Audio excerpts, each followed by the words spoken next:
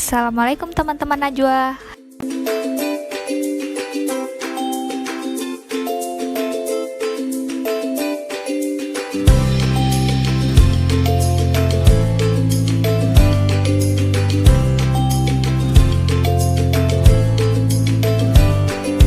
Dia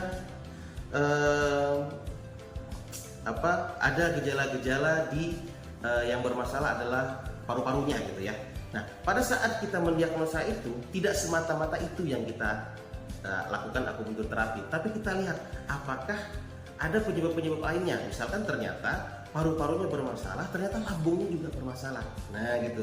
Paru-parunya bermasalah, lambungnya juga bermasalah gitu. Maka sebagai seorang akupuntur terapis kita harus memberikan terapi pada paru-parunya juga, pada lambungnya juga sehingga lebih holistik. Nah, Mas Yudis, bagaimana cara menentukan bahwa lambungnya bermasalah, bahwa paru-parunya bermasalah? Oh, itu ada metodenya ya. Di dalam ilmu akupuntur disebut dengan istilah meridian namanya. Meridian, jalur energi. Tadi kan energi di seluruh tubuh ya, di seluruh tubuh kita ya. Nah, ini ada istilahnya meridian, Bapak Ibu teman-teman. Meridian ini adalah jalur di dalam energi di dalam tubuh kita yang menghubungkan bagian luar tubuh ini dengan organ-organ tadi, dengan organ-organ dalam. Misalkan tadi simbol kayu gitu ya, organnya hati sama empedu ada jalurnya. Dari kaki mungkin, atau dari tangan mungkin ke kepala gitu ya, atau ke dada, atau misalkan tadi logam ya, simbol logam itu adalah organ paru-paru dan organ usus besar gitu ya. Itu jalur meridiannya, jalur energinya itu dari diafragma turun ke perut. Saya jelaskan ya, saya kasih contoh itu biar lebih mudah. Dari diafragma turun ke perut, naik ke atas lagi, masuk ke paru-paru, muncul dia di clavicula ya. Nah, terus langsung ke ujung tangan sampai ke ujung jempol. Itu adalah jalur meridian paru-paru ya, jalur meridian paru-paru. Jadi ini salah satu contoh aja ya. Dan itu secara meridiannya. Nah, secara ilmu 5 unsurnya tadi itu, ternyata paru-paru itu sangat berhubungan dengan yang namanya hidung, karena kan dia langsung pernapasan ya, sangat berhubungan dengan hidung ya. Dan kalau hubungannya ada juga hubungannya dengan perasaan ya, dengan perasaan, karena untuk ilmu akupuntur ini tidak hanya berbicara tentang tubuh tapi juga tentang perasaan ya, tentang perasaan. Orang-orang yang suka memendam amarah itu lebih ke apa, lebih ke organ apa kenanya gitu ya. Orang-orang yang terlalu riang gembira itu bisa lebih kepada jantung, itu indikasi jantung gitu ya. Orang-orang yang lebih sedih, khawatir gitu ya, atau dia menangis itu adalah lebih kepada paru-paru tadi itu. Nah, itu. Jadi memang banyak aspek yang harus kita lihat pada saat mendiagnosa atau menentukan diagnosa atau sindrom penyakit dari seseorang ya, dalam melakukan akupuntur ini ya. Nah, saya kasih contoh tadi, misalkan seseorang ya datang gitu ya, dia mengeluhkan dadanya agak sesak ya. Itu kan ada beberapa kemungkinan ya, Terus ternyata orang ini datang, tangannya ini ngilu, ekstrim atasnya ini, kiri kanan ngilu banget ya, dadanya sesak, terus batuknya batuk kering gitu ya. Terus hidungnya ini nggak enak ya, gitu ya, hidungnya nggak enak. Nah, kita sebagai seorang akupunturis itu harus melihat tanda-tanda itu semua. Nyeri di bagian tangan berarti ada meridian apa di situ? Meridian paru-paru gitu kan. Nah, kita berarti oke, berarti dia kemungkinan besarnya adalah paru-paru gitu ya. Terus kita lihat lagi, ternyata faktor-faktor yang lain di hidungnya yang tadi ada hubungan dengan paru-paru juga gitu ya, ternyata bermasalah juga gitu kan. Ternyata kita tanya, apakah orangnya suka sedih, suka kepikiran, suka khawatir gitu? Iya, ternyata. Nah, berarti jelas banget orang itu kemungkinan yang bermasalah adalah organ parunya gitu. Nah, begitu juga misalkan ternyata setelah kita lihat lagi, ternyata dia juga dari hasil analisa kita gitu ya, sebelum kita menentukan sindrom gitu ya, diagnosa, ternyata dia juga bermasalah di lambungnya gitu loh. Nah, kalau ada 2 organ yang bermasalah, maka kita harus mempola pikirkan disharmonisasi organ namanya ya. Ada hubungan antara organ, pada saat misalkan si lambungnya ini bermasalah dan paru-parunya bermasalah, artinya si lambung artinya tidak bisa menghidupi energi paru-paru. Itu banyak yang harus kita harus kita proses gitu untuk menentukan diagnosa itu. Nah, sehingga pada akhirnya Bapak Ibu teman-teman semua ya, pada saat kita sudah meyakini ternyata orangnya mengalami gangguan di organ apa gitu ya, organ apa, dan setelah kita lakukan pemeriksaan lebih detail, ternyata tidak hanya organ itu gitu loh. Ternyata paru-parunya dia datang dengan masalah paru-paru gitu ya. Ternyata setelah kita diagnosa, ternyata bukan hanya paru-parunya yang bermasalah, juga lambungnya pun bermasalah gitu. Ternyata juga jantungnya pun juga ada problem sedikit gitu. Nah, yang bahkan si pasien tersebut belum nggak tahu gitu loh. Oh, ternyata bukan cuma paru-paruku ya yang problem ya gitu. Ternyata juga lambungku problem, ternyata juga bagian jantungku ada yang problem gitu. Pantesan gitu kan, biasanya pantesan kok aku suka sering mah, kadang malam-malam tuh suka bunyi krok-krok sering banget. Nah kan ternyata baru terungkap gitu kan. Iya, aku juga sering berdebar-debar ya gitu, ternyata seperti itu gitu loh. Bahkan banyak orang pasien-pasien itu yang setelah kita lakukan diagnosa, setelah kita lakukan pemeriksaan awal, terus kita lakukan wawancara gitu ya, ternyata baru dia ngeh gitu. Tanda dan gejala yang dialami selama ini itu menunjukkan ada kemungkinan gangguan-gangguan di organ-organ yang lain selain yang dia keluhkan tadi. Selain paru, ternyata juga ada di limpa lambung atau juga di jantung misalnya seperti itu. Nah, makanya pada saat kita melakukan terapi akupuntur Bapak Ibu teman-teman semua, ya saya bilang tadi nggak hanya melakukan terapi pada titik-titik di paru-parunya saja, tidak ya. Kita lakukan terapi itu secara holistik ya. Kita nggak mau pelit-pelit jarum lah ya, langsung aja nggak mau pelit-pelit jarum. Selama memang pasien tersebut memiliki keluhan yang cukup beberapa tepat gitu ya, kita lakukan semuanya, kita terapi semuanya, sehingga pengobatannya juga yang dilakukan lebih holistik gitu ya. Oke, Bapak Ibu teman-teman semua, prakteknya di lapangan akupuntur ini sering pasien biasanya datang sudah ada keluhannya ya, sudah ada, betul nggak Bapak Ibu teman-teman ya, sudah ada keluhannya, misalkan aduh Mbak saya ini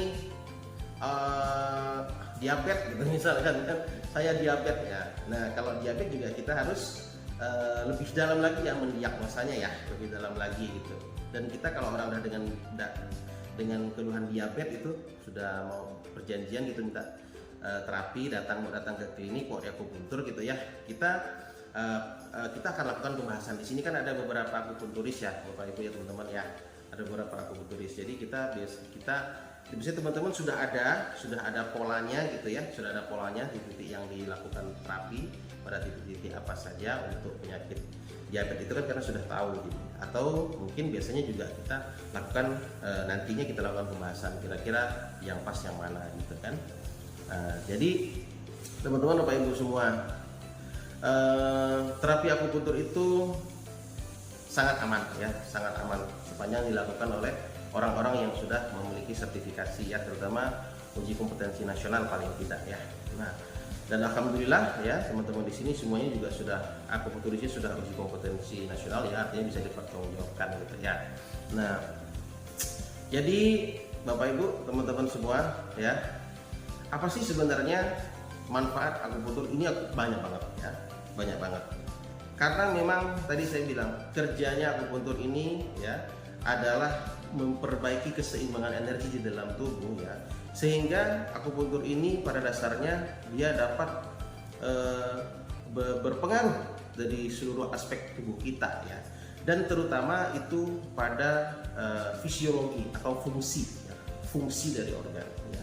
Karena apa? Karena tadi saya bilang energi itulah yang dia menggerakkan kerja organ ya, motornya si organ itu dia, si energi Qi ini ya, sehingga apabila kita mengalami gangguan-gangguan pada fungsi organ tertentu ya, maka dengan akupuntur itu sangat efektif ya buat teman-teman semua. Begitu juga dia, si akupuntur ini itu bisa meregulasi aliran darah ya, meregulasi aliran darah. Artinya karena saya bilang tadi, darah itu dalam ilmu akupuntur sebenarnya statis, diam dia. Tapi karena energi Qi inilah ya, si darah itu bisa bergerak ya, berfungsi dengan baik mengantarkan nutrisi gitu ya.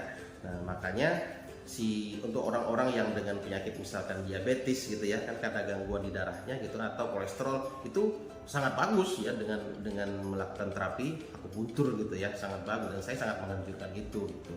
Nah, selain itu juga dalam penelitian terkini ya, bisa dicari di jurnal penelitian ya, akupuntur ini ternyata juga salah satunya bisa meregulasi aktivitas hormonal di dalam tubuh kita ya, hormonal dan termasuk enzim ya, salah satu penelitian itu menyebutkan bahwa karena meningkatnya produksi sebuah protein gitu ya, ada unsur protein di dalam tubuh, maka ternyata dengan akupuntur itu mampu meningkatkan enzim ya. Enzim itu kan fungsinya adalah untuk mengkatalisator, atau fungsi enzim itu kan untuk mempercepat proses biokimia dalam tubuh ya. Misalkan contohnya nafas gitu ya. Nafas, bagaimana cepatnya oksigen itu bisa dimanfaatkan oleh tubuh dan dikeluarkan menjadi CO2, itu kan prosesnya cepat ya. Nah, salah satunya mengkatalisator itu adalah enzim ya. Nah, si enzim ini ternyata hampir semua unsur pembentuk enzim itu adalah protein. Nah, disitulah mengapa si akupuntur ini juga bisa berpengaruh dalam meregulasi atau memperbaiki enzim. Begitupun hormon ya. Sistem hormon ini kan sangat berkaitan erat dengan kelenjar-kelenjar hormon ya, kelenjar-kelenjar hormon yang sebenarnya itu adalah organ dalam tubuh kita gitu. Artinya fungsi untuk memproduksi hormon gitu kan, atau mengontrol hormon. Nah, pada saat dilakukan akupuntur, ternyata ya pada saat dilakukan terapi akupuntur pada titik-titik tertentu yang terkait dengan organ-organ yang memproduksi hormon tertentu itu, maka secara langsung ya, atau secara bertahap ya, proses terapi akupuntur ini juga mampu untuk memperbaiki atau meregulasi ya, mengatur kembali produksi atau fungsi dari hormon itu sendiri gitu ya. Jadi banyak sekali manfaat-manfaat akupuntur yang sebenarnya dapat kita rasakan ya, dan saya sendiri pun mengapa mengambil ini juga saya sendiri merasakan ya.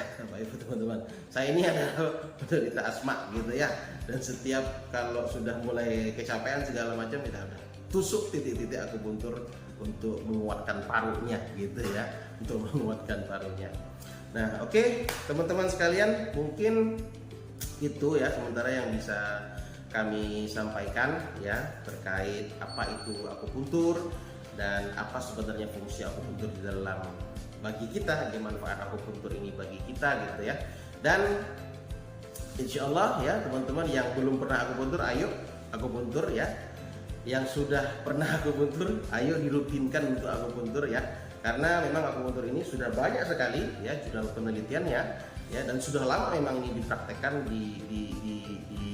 dipraktekkan ya, sudah dilakukan oleh orang-orang gitu ya, dan sudah banyak orang yang mendapat manfaat dari akupuntur ini gitu, sehingga kita lebih bisa menjaga kualitas kesehatan atau meningkatkan kualitas kesehatan, atau untuk mengobati yang sakit gitu ya dengan akupuntur tanpa ada efek samping, atau dengan efek samping yang sangat minim, untuk bagi tubuh kita. Efek samping buruk itu sangat minim ya, sangat minim ya, paling kayak dicubit-cubit doang lah gitu, paling gitu doang sakitnya.